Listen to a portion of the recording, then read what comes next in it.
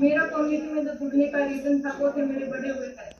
Delivery के बाद मेरे को बहुत सारे हेल्थ इश्यूज आ गए थे, जो कि मैंने कम्युनिटी में जुड़ के अच्छे से सेशन ली थी और अच्छे वाला न्यूट्रिशन यूज करके अपनी बॉडी की गाइडेंस में सीख किए और आफ्टर प्रेगनेंसी मैंने अपना 7 से 8 किलो वेट भी लॉस किया। और कम्युनिटी में रहने का जो रीजन है सर वो है कि हमारा